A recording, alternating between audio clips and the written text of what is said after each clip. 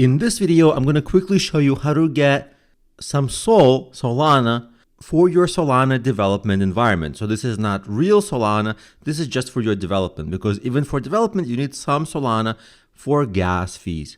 So what you want to run is a command line like Solana balance URL Devnet. Devnet means it's for development, not production. And you're going to get the amount of Solana you have available. So for me, I already have some available, as you can see. If you have 0 or just a little bit, not enough to transact, you're going to run a command like Solana airdrop 1 URL Devnet or 2. And in case you get an error message, like you request airdrop of 2 Sol, but it might give you an error like this, airdrop request failed. This can happen when the rate limit is reached. This is pretty common actually. The other solution is to do it through a web interface.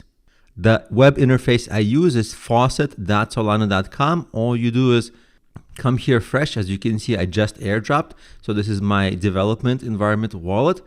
And if I refresh this, you see there's no wallet. So I can paste my wallet address, select the amount, maybe 2.5, and then confirm airdrop.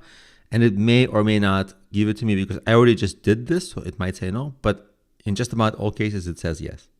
It says confirm airdrop. Then you see on the bottom right, it says you have exceeded the 2 airdrops limit in the past 8 hours. That's because I did that. But if you're doing this fresh, this will work for you. And then what you can do is go back and see after Solana balance URL Devnet, you will tell you how much Solana you have. And as you can see, I used to have 4.73. Now I have 7.23, which is enough to upload your program to Devnet, deploy there, etc. And if you need to redeploy, it requires some more Solana gas fees, but that's okay because this is free Solana on Devnet for your development.